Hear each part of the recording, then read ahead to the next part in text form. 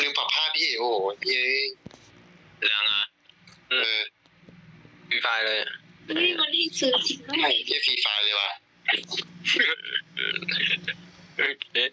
ไฟก็ว่างั้นผมไม่โผล่เลยว่ะ โอ้ยชิลีแล้วเนี่ยเย้ ขอรีเกมเขาพี่ เช่นปรับภาพมันแปลกจริงนะ จะบนโอเคพี่นิกเป็นนิกไม่โผล่นะน่าจะช่วยคีร่าฟาร์มอยู่แล้วโอ้ยเมื่อกี้เลือดไม่ขึ้นวะแต่ร้านนะจะช่วยตีเขาว่าไม่มีพันอีกนะนัดมีนคู่กลางนะไงโผล่แล้วช่วยตีเพราะว่าเราไม่รีบยาวขวาแต่กัน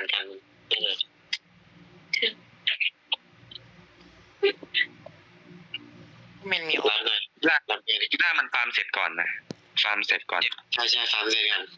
อุ้ยจะบอลเลยชิวอ่ะไม่ได้ไปเว้ยเดี๋ยวรีโซ่นะนิกเจ็บมากเลยมาแท็กมาอะไรแล้วนะเราเดินเยอะดีกว่าเมนลีนะน่าจะลีอ่ะ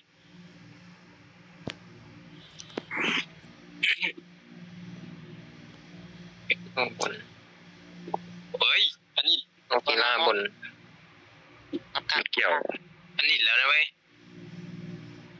ดึงมากันได้อยู่นะรับเลยหมดแล้วดึงได้อยู่มันบนสี่เลยใช่ไหมพี่ผมเปิดมังกรนะมังกรเลยอันนี้ไปแล้วนะเว้ยอันนี้ทันไหมเนี่ยพี่ทันมาแล้วเนี่ยโอเคคำนวณไว้หมดแล้วโอเคมาบูมันก็ขึ้นนะเฮ้ยกูจะตายนี่กันจริงอ่ะได้แหลมได้อะไรเยอะกูตายไม่ก็หยอกหน่อยเมื่อกี้พี่ได้บูป่ะนะได้ใช่ไหมไม่ได้ยังไม่มีคดีเลยไม่ได้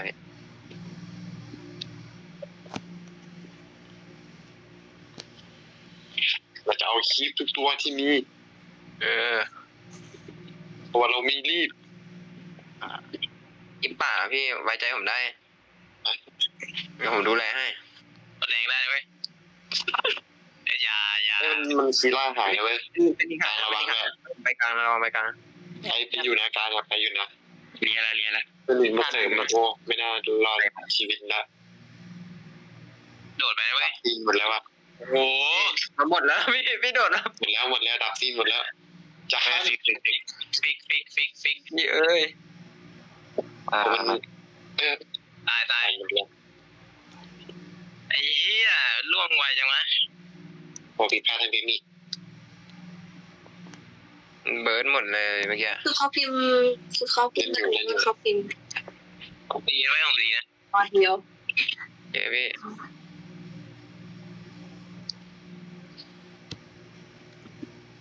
เอ็นโซฟิกเฮียเป็นนิกอยู่ล่างนะฟ้าเกิดนะครับมันก็ขึ้นละพอไม่ได้หายนะครับไม่อยู่ผมเป็นบนนะครับกีฬาได้ไงอยู่โซนล่างกลางไม่อยู่กีฬาเจ็บนิกก็มานะนิกมาเย็นไปอยู่โอ้ไม่ได้ด้วยระวังไอ้บนมันไม่อยู่นะเฮ้ยอยู่นะไงมันไม่อยู่จะเอสไพกีฬาหายใช่ไหมพี่กีฬาหายกีฬามันเจ็บอ่ะน่าจะขึ้นลงเลยตอนรับฟินิกข้างพี่เจนกีฬาอยู่ล่างนะผมวิ่งไปกลางนะพี่รับอยู่นะเว้ยมาอยู่นะได้มุนหลังแดงอยู่อ่ะฟินิกมันเป็นอะไรวะมานะกีฬาไปรอปั๊บจะเล่นปะไปอยู่เลยมันใส่แล้วพี่ใส่แล้วผมลำตันนะผมลำตันไปดูฟินิกกันดิดูอยู่พี่มันแปะผมพี่เหลืองน้องโอ้น้องพี่เหลือง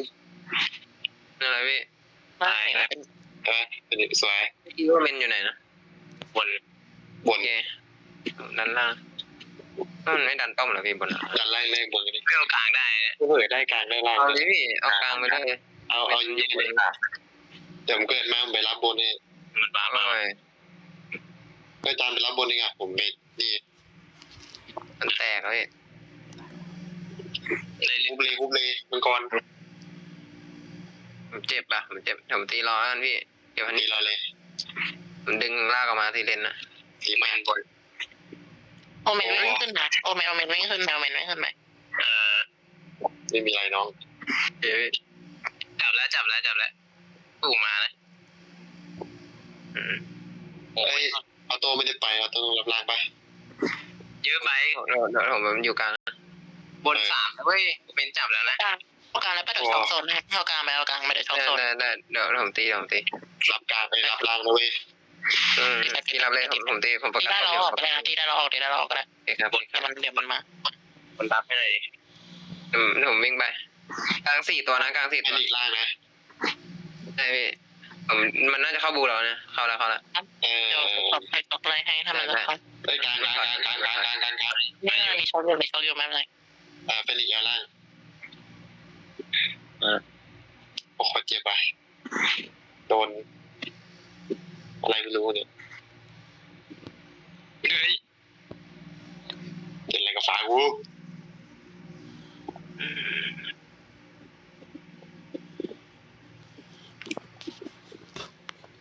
ใจเย็น มีตัวเอียงมาล่างมา ไม่เห็น อ๋อ เลย แล้ว ถ้ามาเล่นหาเงินสู้เรื่อยๆก็ชนะได้อยู่ป่ะ บูล้มนะพี่ลองล่าง นั่งดูหน่อยได้ปะมีโอเมน โอ้บนนะเว้ย ไม่ต้อง เฮ้ยผิดนะเว้ยแปลง ไม่มีนะบนไม่มีนะบนไม่มี พิกจับ ต้องสวนนะ เดี๋ยว ตีบนนะตีบนนะ มันยาวว่า มีช็อกอยู่ ได้สอง สวยนะ สวย ผมป้อมอยู่นะเดี๋ยวป้อมนะ ไอ้ถ่ายบนยาวได้นะเอียงมาได้จาน ไม่เดี๋ยวของเอากลางให้ นี่กันล่างอ่ะพี่ล่างมีไว้กลางก็ได้นะพี่ กลางมา เดี๋ยวไปโอไกลที อย่าล่างไว เดี๋ยวดูล่างให้ ค่อยเล่นอีกรอบหนึ่งนะ ไม่ต้องเล่นเสร็จเลยนะมันน่าจะกันได้ พอแล้วก็ได้มั้งพอแล้วก็ได้ ไปดูดง เวทให้หมดเลยเวทให้หมด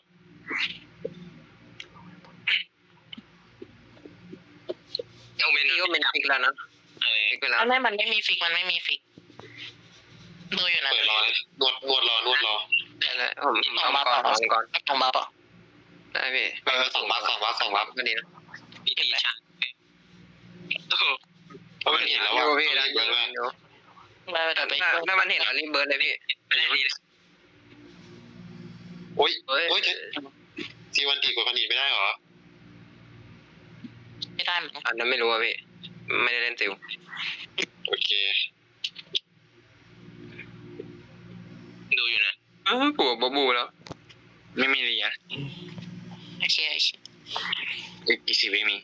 ทำ3ทางเลยว่าแบบไม่ต้องรีบอ่ะ ได้ ยังไงเรามีเงินแล้ว เชียร์มันกัน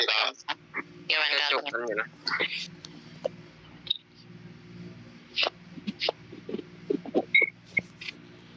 เคลียร์ล่างแล้วนะ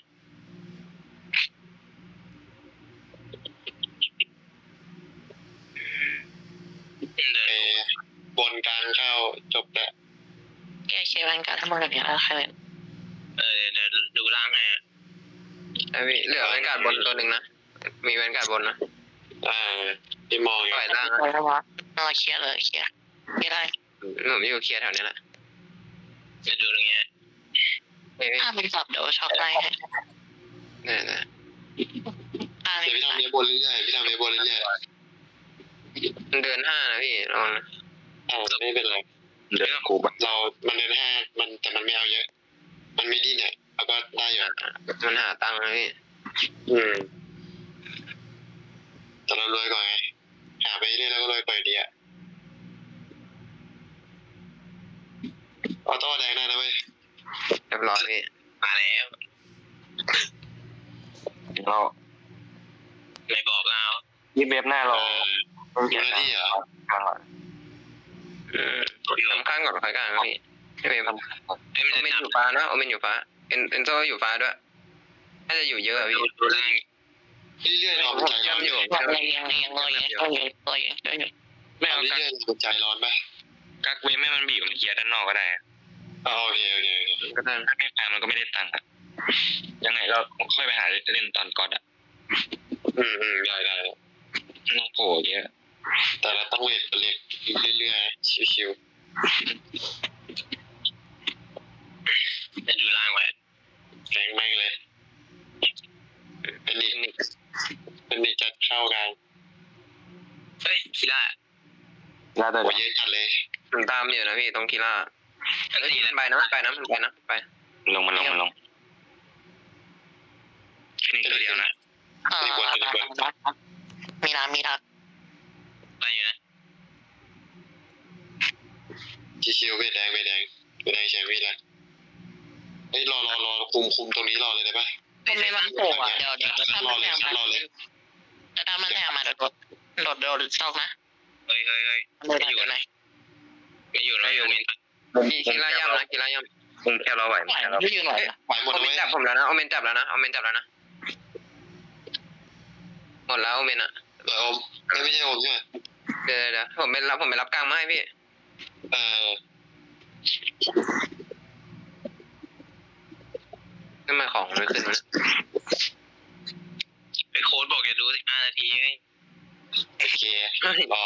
จบได้ก็จบดีกว่าพี่ เงินนวดรอเลยแล้วกัน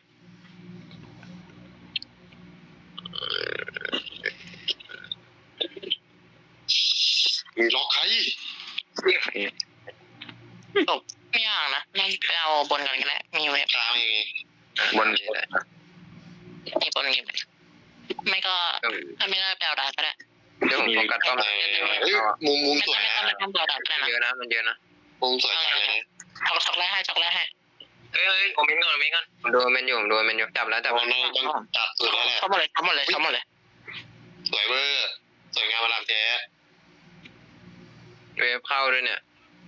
ถ้าเราไม่เราก็ต้องจบนะพี่นะไม่จบเดี๋ยวเขาหาว่าหมิ่นกันนะ ดีไหมไง